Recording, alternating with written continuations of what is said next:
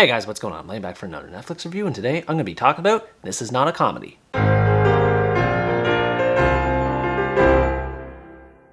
This Is Not a Comedy is a Mexican dramedy that tells the story of Gabriel Nuncio, a comedian approaching his 40s who doesn't have much going on in his life. He desperately wants to write a movie with dramatic themes behind it, but every time he tries to get it going, it gets dismissed and labeled as a comedy. His girlfriend Larry tries to convince him to go on the trip of a lifetime when his friend Melissa requests Gabriel to be a sperm donor so that she can have a child. This reinvigorates Gabriel as he sets out once again to try and get his project off the ground while preparing to be a father figure in the future. It's clear from the beginning that this movie is a personal project, with the lead actor having the same name as his character and also serving as co-writer and co-director for the story. Because of this, I want to be careful when giving my opinion on it for fear of misinterpretation, but I also have to be honest in saying that while I like parts of it, there were other parts that fell flat for me. Gabriel has quite a few layers to his character, much of them relating to his existential crisis. He's always short on money and having to borrow from friends, and these same friends tell him that his comedy needs improvement. We see this affects his self-esteem, which adds a relatability factor to his character. One can tell that this isn't the first time Gabriel has received remarks like these. The weight of society's expectations bears down on him, and yet he's forced to carry on with a smile on his face like nothing is wrong. There's a certain understatedness to his character that makes him compelling to watch. However, I can't help but feel some of the problems Gabriel experiences in this story are through his own doing. He frequently complains about being short on money, but he's always insisting on doing things like covering for meals, repeatedly paying for a locksmith even though he could just permanently fix his door, and buying things he doesn't need like flowers and beer. And it's not just about money either. His expectations toward fatherhood are unrealistic, largely owing to a lack of communication on his part toward Melissa, where he assumes he'll be more than just a sperm donor. The way he tries to force himself into a family-like situation with her was really weird, to put it mildly. With regards to his career, he visits people in the film industry, shares ideas with friends, and even attends a workshop hosted by the real Adam Agoyan, which took me by surprise. In all of these instances, he hears the same thing.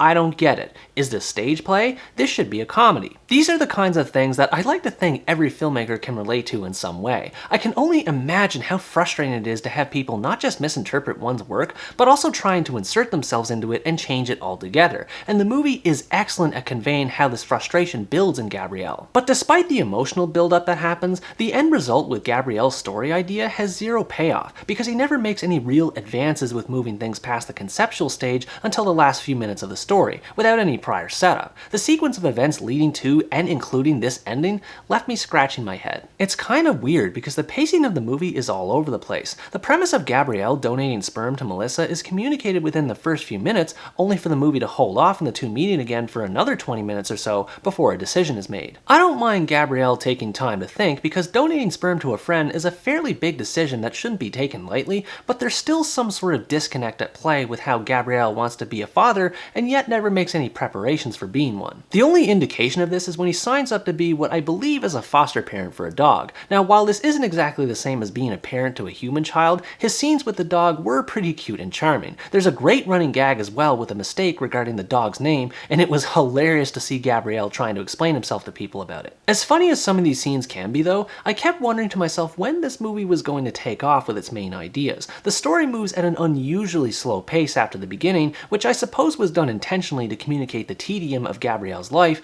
but it still doesn't make for an interesting watch. Transcendence appeared to be the main theme of the movie, at least from what I gathered. Gabriel's story is about a female astronaut who has an existential crisis of her own upon landing on the surface of Mars. This could be interpreted as Gabriel wanting to break free from societal expectations and taking full control over his creativity. The movie hints toward this with brief dream sequences showing astronauts interacting with each other, and even a few elements in Gabriel's world when he's awake are used as well. They're the few moments of solace that he has and help reflect Gabriel's mindset to the audience in an effective manner. But there's no sense of urgency to Gabriel's plight. He dithers about with a stand-up comedy routine, worries about being a dad, and seeks validation from filmmakers for his ideas time and time again. The movie is almost sedated in its approach toward the narrative, with no end in sight. Various character interactions do help mix things up a bit in terms of dialogue. Gabriel's girlfriend Larry is by far the strangest of the bunch, with her constant babbling about aliens and extraterrestrial events, but she actually contributes contributes to Gabrielle's goals in an interesting way, and at least helps move the story along. The funniest character in my opinion was the actress Cece Suarez, who Gabrielle pitches his project to. She had the best dialogue in the movie when it came to picking apart Gabrielle's ideas, but she doesn't do it in a completely mean way like everyone else does, as she's a bit more constructive in her approach. The vast majority of the supporting characters don't add all that much to the story though, as they're not around long enough to make a lasting impression, and in the few times they do, it's executed in a strange manner, especially whenever there's a dance sequence involved. I get that these dance sequences were meant to be a way for Gabrielle to vent and express his creativity, but they were just plain bizarre. They occur without warning, distract from whatever tone or point a scene is trying to convey, and they go on for what feels like several minutes. The rest of the movie's aesthetic presentation is competent enough. The soundtrack is ambient in nature, allowing the audience to better focus on Gabrielle's inner thoughts, while inventive camera angles highlight the distortion that he sees in the world around him, so the themes stay relatively consistent, as muddled as they may be. Overall, This Is Not a Comedy does live up to its name as a dramatic take on a comedian's journey in taking his art to the next level,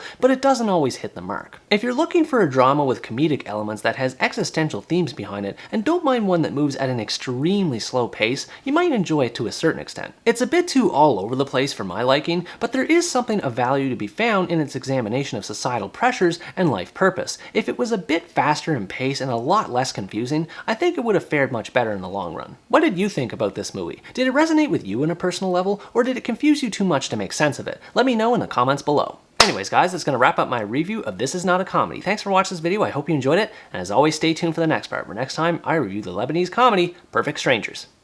Bye bye!